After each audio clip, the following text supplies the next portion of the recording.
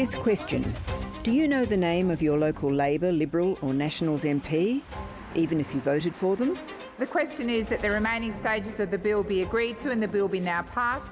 That quick quiz question sits at the heart of just one of the contentious issues in one of the last contentious bits of legislation to pass this 47th Parliament in what is its last full week of joint sittings, regardless of when an election is held. The new laws allow the major parties to spend a huge amount of money in an electorate, as long as they don't mention the name of the candidate.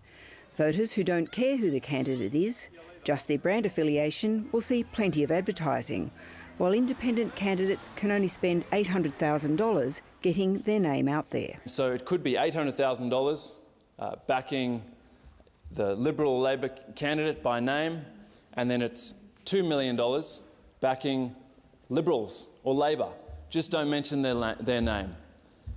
And that's not a level playing field. As a former campaign director, I can say to the Teals, if they can't get their message out in a seat with $800,000, then they need to look at their message. The battle over new laws governing donations to political parties and candidates, and over how that money is spent, is a particularly appropriate one as the federal election looms. These new laws will not apply in the 2025 election, but the fact they have been forced through in the last hours of this sitting points to where the political contest is up to as MPs and senators head home from Canberra tonight. And this is where the political contest is up to. Published opinion polls, including those from Newspoll, Resolve and Essential, are pointing at this stage to a parliament where neither Labor nor the Coalition has a majority. One party or other will have to form a minority government with the support of some of the crossbench. The spectre of minority government seemed to give a particular urgency to the major parties' push to get these new electoral laws through, while they still dominate the parliament. Labor and the Federal Coalition have come up with a set of laws which, while having some good measures, undoubtedly give the major parties a huge advantage. The reality for many, many years, the major parties have outspent every other candidate by multiples to one. Teal Independent MP Zali Steggall found herself in an altercation with the responsible minister, Don Farrell, outside the ABC Parliament House Bureau this morning. Ordinary Australians have a chance to be elected, not those candidates that are supported by the billionaires and the millionaires. For ordinary Australians, a 47% increase to how much the public will pay politicians per vote. A 47% increase.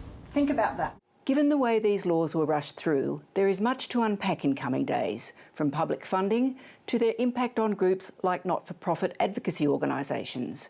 But the pointy political bit of this is that if the polls are right, the major parties will have to negotiate with the crossbench to form a government. And overturning these laws now look like becoming both a campaign rallying call and a major negotiating point for the independents. Let's be clear, both the Coalition and the Labor Party are a unity ticket on trying to dupe our democracy into voting for the major parties. So they're as bad as each other. If I'm fortunate enough to be re-elected into the next federal parliament, this so-called electoral reform will be well and truly in my line of sight to reform. The Teals came to Parliament on the issues of corruption, climate change and treatment of women.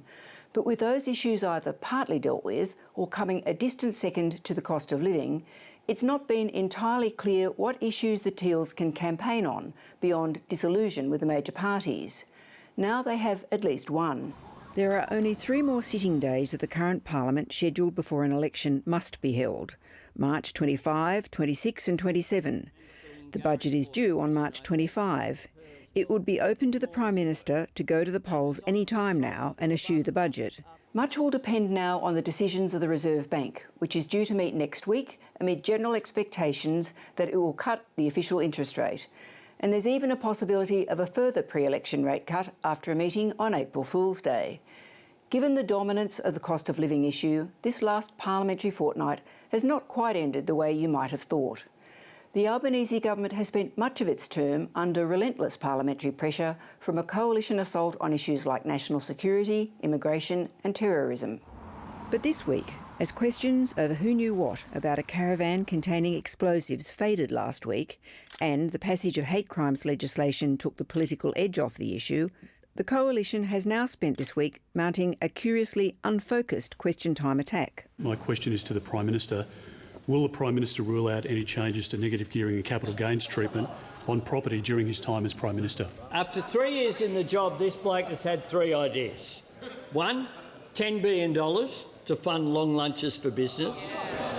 2, $600 billion to pay for nuclear reactors. And 3, cuts to everything else to pay for them. Notably, the opposition has not been able to pursue the cost of living issue without cost. I'm happy to speak about cost of living, Mr Speaker, because it's only this side of the parliament that have raised cost of living measures, that have taken action on cost of living through each of our 3 budgets, and indeed every day in this parliament through question time. The Coalition was only able to regroup on its favourite issues today in the wake of the horrendous video of nurses accused of threatening to kill Israeli patients. Peter Dutton used the issue to call for greater powers to strip people of their citizenship. But it was not an issue the Coalition aggressively pursued in the Parliament. The shift in control and nature of the debate has been subtle, but it is a significant shift as the formal campaign draws even closer.